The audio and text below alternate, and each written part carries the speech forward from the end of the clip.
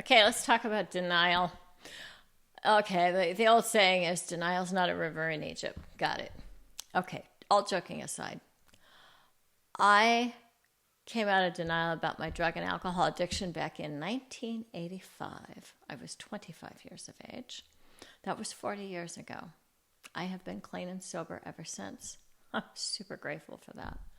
What was the next thing I had to come out of denial about?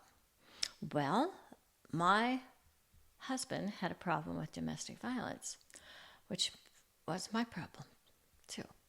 So I knew he needed help, and I gave him an ultimatum. You get help, change your ways, or I'll file for divorce. Up to you. He got help. He changed his ways.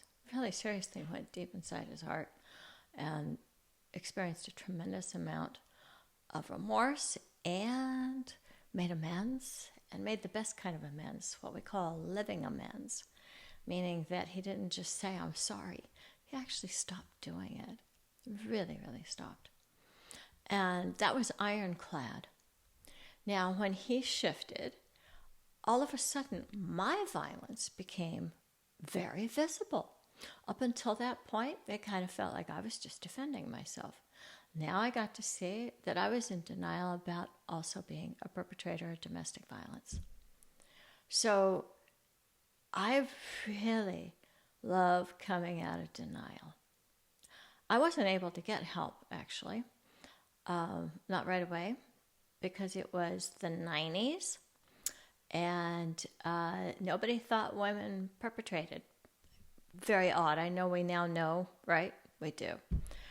But at the time, 20 years ago, 25 years ago, no, not so much. So guess who I got help from? My husband. And actually, we wound up getting a divorce for other unrelated reasons. But I asked him to help me stop being a violent person, and he did. And he mentored me in ways that I would just be forever grateful to him for. That's also an uncommon story, isn't it? That the perpetrator gets help, stops perpetrating, then helps the victim stop perpetrating.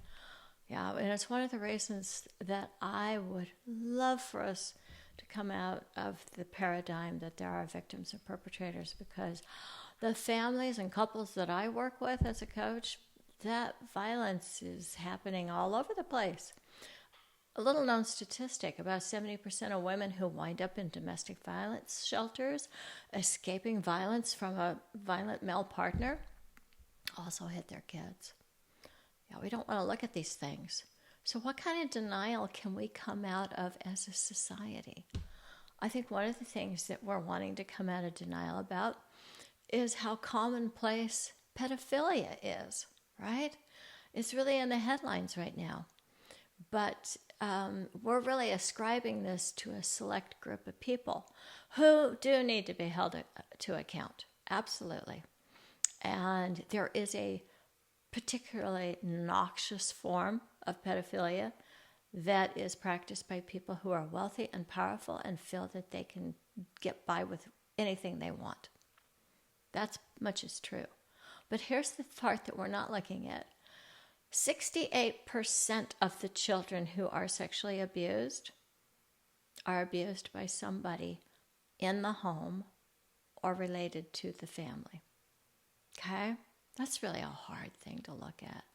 And as a society, I think we're in denial about that. We are in so much denial about how our children are at risk at home with their family. And that means there's something really wrong with a lot of our families. How many children are molested? 1 in 4 girls and 1 in 6 boys. What does that mean? That means 25% of girls are being sexually abused, and 68% of those are abused by somebody in the home. And why aren't we looking at that? Because we have denial. We have kind of societal denial. But the denial starts actually in the home too, because a lot of survivors, including people that I'm related to, and I'm not going to say who, but they also are in denial about what happened to them as children. And it takes time. It's not something that a survivor should ever be forced to look at. But eventually, hopefully, they remember what happened and they get help for it. And until they do, there are ways in which their lives don't work. Sometimes it's anxiety, depression.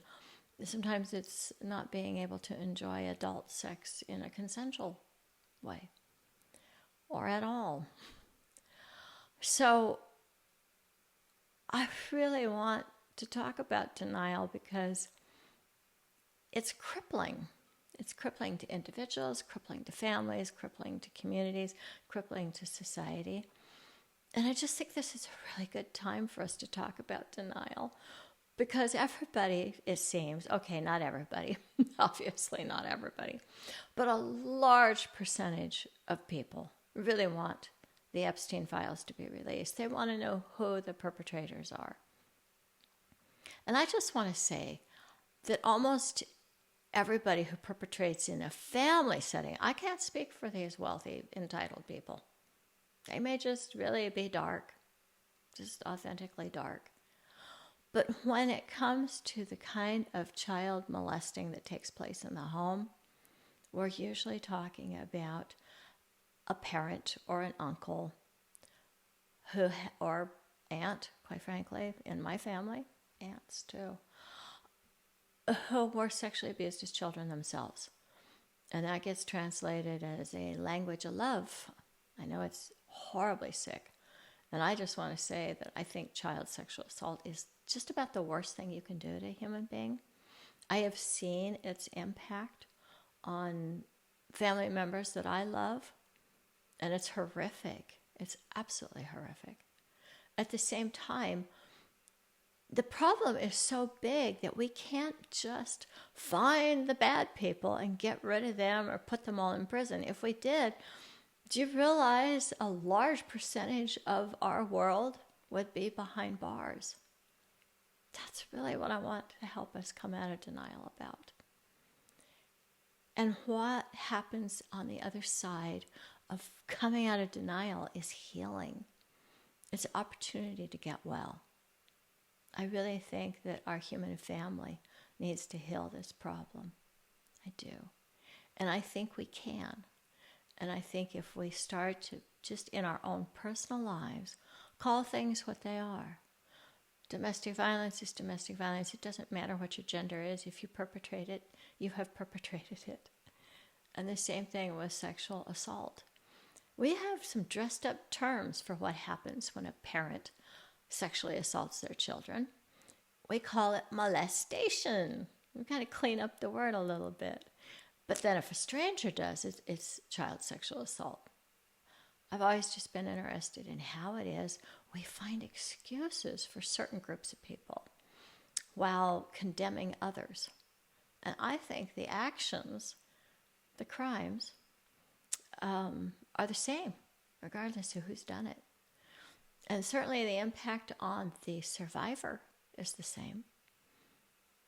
So as a survivor of child sexual assault, as a survivor of rape, as a survivor of domestic violence, as a perpetrator of domestic violence in recovery, I just would love for us to get honest with ourselves.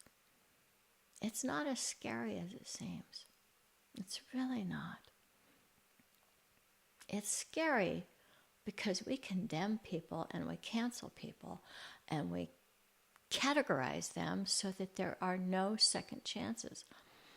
And then we've got the other side, which is forgive and forget. And that doesn't work. That's spiritual bypass. I mean, we're talking about some serious, serious offenses here. They need to have accountability. I hesitate to say severe consequences because I don't know what those would be. I don't know how we heal our families if we just throw everybody in prison. And I would love to know if you have some ideas about that. I know this is a gnarly topic. Maybe I don't even want to talk about child abuse. don't feel like you have to at all for this thread to be worth it for all of us, and myself included. Just like, is there something you came out of denial about? I like to say that I'm in denial about something right now. And the reason that I say that is because my life has shown me that it's a gradual unfolding of awareness. And we're only aware of the things that we have the capacity to be aware of. So we can build some ability to see ourselves and our families and our loved ones as honestly as possible, and to do that within a container of love that does not excuse or minimize, and that also demands accountability. We're going to have to find these solutions together. I don't know what it looks like. I just know what we're doing now isn't working. Anyway, I look forward to hearing what your perspective is on this. Thanks.